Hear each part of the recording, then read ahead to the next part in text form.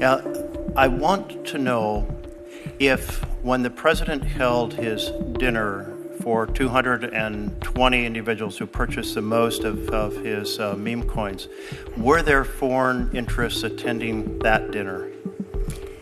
Senator, we're here to talk about the Department of Justice and my budget for the upcoming year.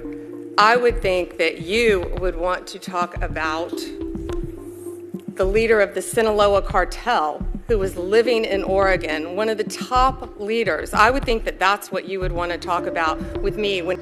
Pam Bondi brought the heat from the word go, and she was not going to let Senator Merkley drag her principal Donald Trump in the mud. Let's dive in already. And we captured him. He had $3 million cash in his home. Attorney General, I know that you avoided the same question on the House side, but what we know is that many folks who attended this dinner were buying those coins because they wanted to influence U.S. policy.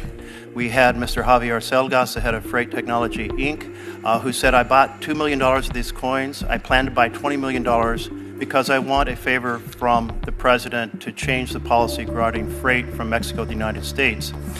This solicitation of investments in his personal product, his meme coin, led to many people who were coming from foreign countries attending that dinner. Don't you think the American people have a right to know? And you said yourself you're very concerned about foreign influence on our government. Senator, it is wildly offensive that you would accuse President Trump of not protecting American interests in our country when he is the president that has shut down our borders, unlike Joe Biden. President Trump has done everything to make America safe, and you asked me the question, and keep America safe. Do you and know? You're trying to play a gotcha question at a budget hearing when you have murders left and right in your state, violent crimes, and we are doing everything we can to help your liberal state.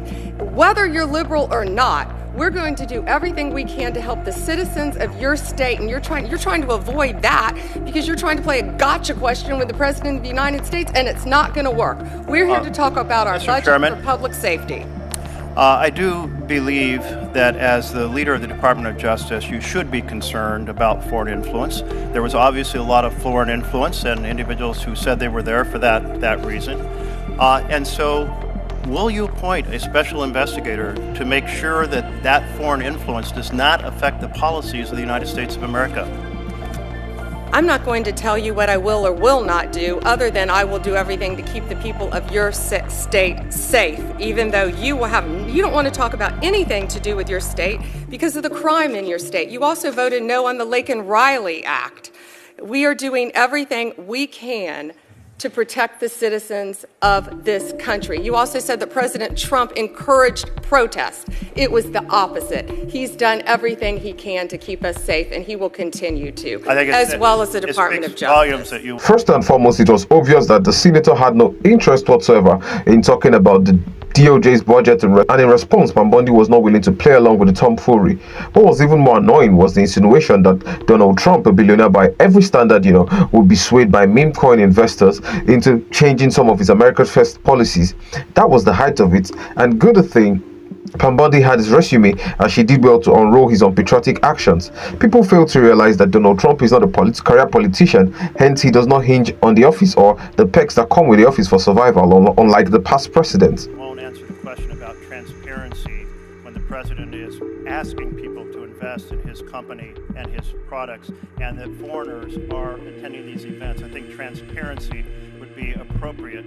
Are you going to recommend any ethics guidelines to make sure that foreign influence does not find its way in through the doors of the White House? How do you characterize foreigners, the illegal aliens that have flowed into our country? Is that who you're talking about? You don't want to talk about them. You don't want to talk about the crime that has gone rampant throughout this country and your state.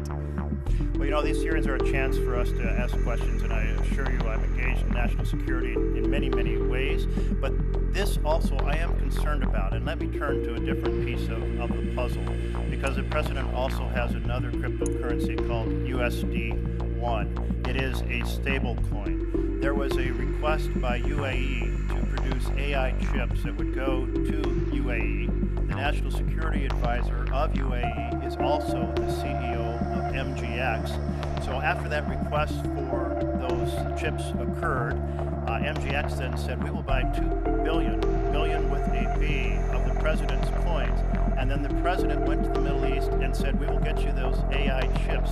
Is this sequence of events in which a foreign government asked for a big favor, and we had previously banned these chips to UAE because of the national security concerns. Then they buy $2 billion of the president's coins, and then the president goes to the Middle East and says, we will provide those chips. Does that sequence of events concern you about foreign influence on the United States of America?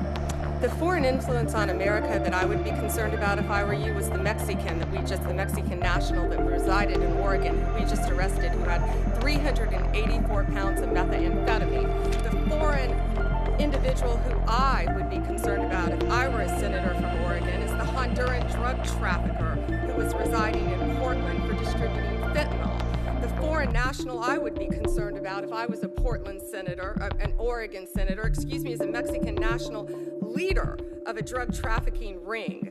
Another one, fentanyl, firearms, fatal overdoses, all in your state. You have made your point. 57,700 fentanyl pills and stolen firearms in Oregon. That's what we should work together on, not gotcha questions during a budget. Let me recognize Senator Merkley.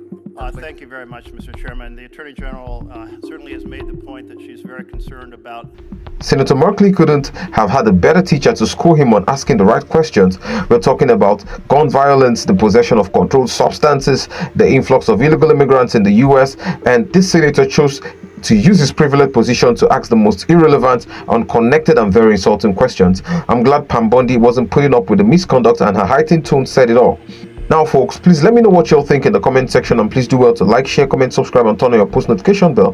Until our next clip, please keep staying sensible. Peace.